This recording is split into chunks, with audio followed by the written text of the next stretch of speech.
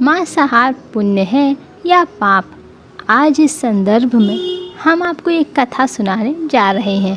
एक बार भगवान श्री कृष्ण एक पेड़ के नीचे बैठकर बांसुरी बजा रहे थे।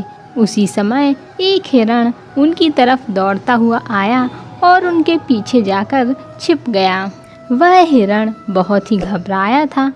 भगवान श्री कृष्ण उसके ऊपर हाथ फेरते हुए उससे कहते हैं, क्या हुआ, किस कारण तुम छिप रहे हो?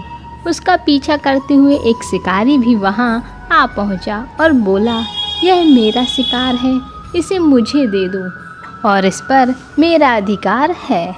तब भगवान कृष्ण कहते हैं, हर जीवित जीव पर उसका खुद का अधिकार होता है, ना कि किसी और का।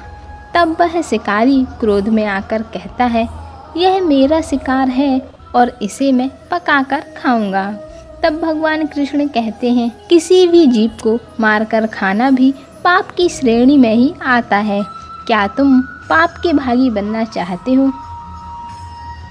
क्या तुम मांसाहार पुण्य है या पाप? क्या तुम धर्म को नहीं जानते?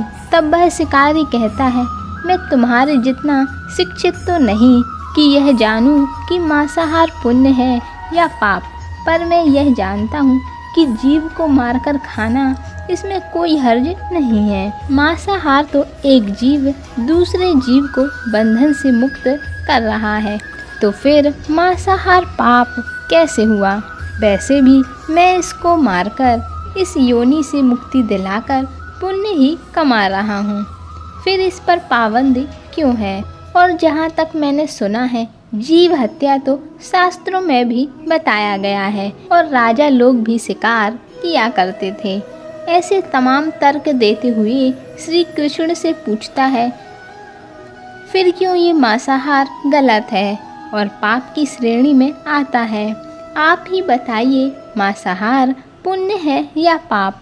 भगवान श्री कृष्ण समझ गए थे इसकी बुद्धि मांस खाने के कारण तामसिक हो गई है और उसने सोचने और समझने की बुद्धि भी खो दी है। फिर भगवान कृष्ण कहते हैं, इस अंतहीन विषय पर पहले मैं कोई और राय नहीं दूंगा।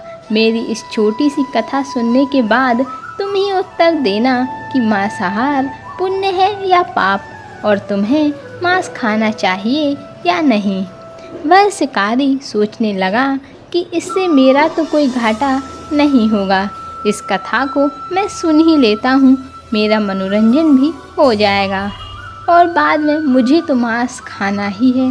फिर भगवान कृष्ण कथा को आरंभ करते हैं और कहते हैं, एक बार मगध में अन्न का उत्पादन बहुत कम हुआ था।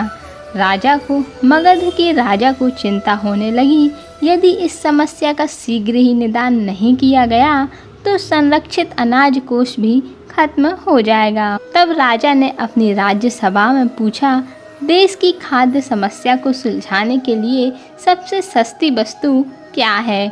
मंत्रीगण सोच में पड़ गए। चावल, गेहूं, आलू इत्यादि पदार्थों को उगाने के लिए बहुत श्रम करना पड़ता है। वह तभी प्राप्त होते हैं जब प्रकृति का प्रकोप ना हो।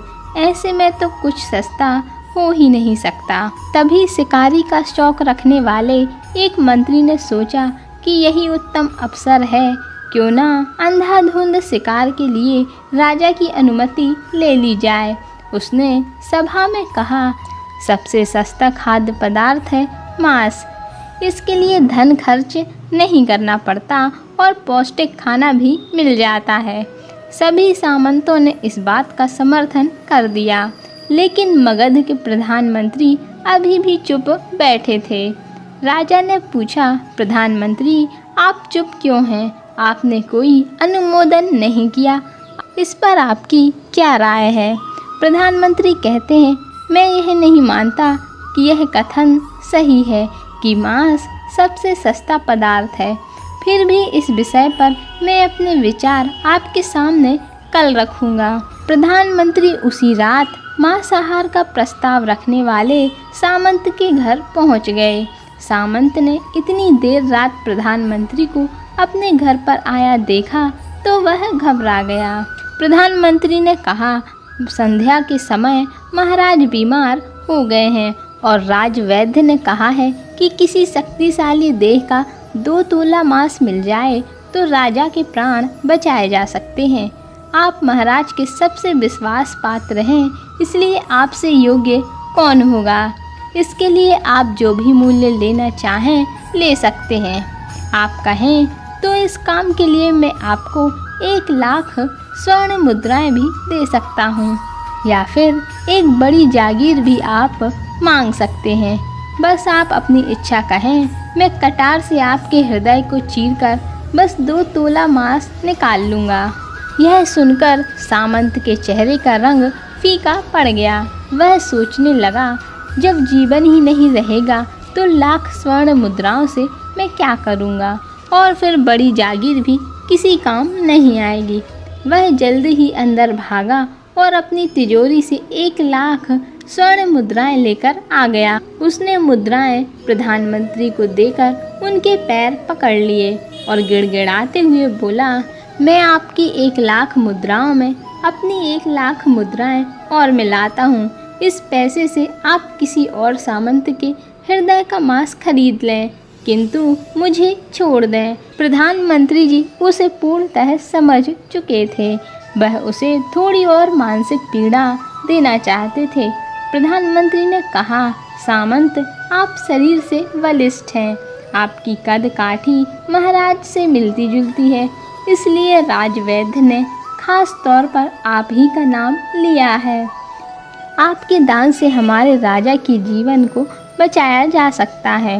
आप कहें तो मैं आपको प्रधानमंत्री का पद देने के लिए तैयार हूँ और खुद आपका कर्मचारी बनकर रहूँगा, पर प्रजा से हमारे राजा को ना छीने। अब सामंत ने अपने शरीर पर वस्त्र और जूते पहन लिए। अब वह प्रधानमंत्री के पैरों में लेट गया और उनसे याचना करने लगा कि मैं इसके योग्य नहीं हूँ। जब प्राण ही नहीं रहेंगे तो प्रधानमंत्री का पद या राजा का सिंहासन भी मिल जाए तो उसका मैं क्या करूँगा। आप चाहें तो मेरा सब कुछ ले लें, पर मेरे प्राण ना लें। मैं अपना ये भवन और सारा धन आपको सौंपता हूँ। रातों रात राज्य से निकल जाऊँगा। इतना कहकर वह अपने घोड़े की ओर भागा और जैसे ही अपने घोड़े पर चढ़ने लगा तभी पीछे से आवाज़ आई कि तुम अपने परिवार को छोड़कर जा रहे हो। सामंत कहता है, मेरे प्राण से प्रिय कुछ भी नहीं है। जब जीवन ही नहीं रहेगा तो कुटुंब का मैं क्या करूँगा। जीवन रहा तो ऐसे ही सुखी रह लूँगा। इतना कहकर घोड़े पर छलांग लगाकर बैठ गया और वह चलने ही वाला था कि प्रधानमंत्री ने घोड़े की साख पकड़ ली और सामंत से कहने लगे, भागने की जरूरत नहीं है, आप आराम से घर पर ही रहिए, मैं कहीं और प्रयास करता हूँ। यह कहकर प्रधानमंत्री वहाँ से चले गए। मुद्राएं लेकर प्रधानमंत्री बारी बारी से सभी सामंतों के घर पहुँचे और सभी से राजा के लिए उनके हृदय का 2 तोला मांस मांगा, परंतु कोई भी राजी नहीं हुआ। सबने अपने बचाव के लिए प्रधानमंत्री को लाख और 5 लाख मुद्राएं तक दे दी। इस प्रकार प्रधानमंत्री ने एक ही रात में करोड़ों स्वर्ण मुद्राएं जमा कर लीं। फिर सुबह होने से पहले ही अपने महल में पहुंच गए। अगले ही दिन राज्यसभा में सभी सामंत समय से पहले ही पहुंच गए। सभी यह जानना चाहते थे कि राजा स्वस्थ हैं या नहीं। उसके बाद राजा सभा में आए और अपने सिंहासन पर बैठ गए। सभी सामंतों ने देखा कि कहीं से भी राजा उन्हें अस्वस्थ नहीं लग रहे हैं। उन्हें तो कुछ भी नहीं हुआ है। प्रधानमंत्री ने उनसे झूठ कहा। हर सामंत इसी बात को सोच रहा था, पर कोई भी उस बात को एक दूसरे से नहीं कह रहा था। तभी प्रधानमंत्री ने राजा के समक्ष 1 करोड़ स्वर्ण मुद्राएं रख दी। राजा ने पूछा, यह स्वर्ण मुद्राएं किसके लिए हैं और कहाँ से आई हैं? प्रधानमंत्री कहते हैं, 2 तोले मांस के लिए इतनी धनराशि जुटाई है, पर मांस नहीं मिला। अपनी जान बचाने के लिए सामंतों ने यह मुद्राएं दी हैं। अब आप यह विचार कीजिए, मांस कितना सस्ता है। राजा को बात समझ में आ गई उन्होंने प्रजा को अतिरिक्त परिश्रम करने का निवेदन किया और राजा के अनाज भंडार में से अनाज निकालकर श्रमिकों को दिया गया। उन्होंने पौष्टिक सब्जियों की खेती का तुरंत आदेश दिया और वह 1 करोड़ स्वर्ण मुद्राएं इसी कार्य के लिए और श्रमिकों के कल्याण के लिए खर्च की गईं। तो मित्रों, जीवन का यह मूल्य भगवान श्री कृष्ण हमें इस कथा के जरिए समझाना चाहते हैं कि हम यह ना भूलें कि जिस तरह हमें अपनी जान प्यारी है, उसी तरह सभी जीवों को अपनी जान प्रिय है। जिंदगी भर सुकर्म करने की कोशिश करते हैं, परंतु हम यह भूल जाते हैं कि जब वह जीव हमारे लिए काटा गया और हमारे लिए तड़पा, उसका श्राप हमें इस जीवन ही नहीं बल्कि अगले जीवन तक नहीं छोड़ता है। परमात्मा से यह ज्ञान पाकर शिकारी परिपूर्ण हो गया और उसे ज्ञान की प्राप्ति हो गई और उसने प्रण लिया कि अब वह अपने संपूर्ण जीवन में किसी को कभी भी चोट नहीं पहुंचाएगा।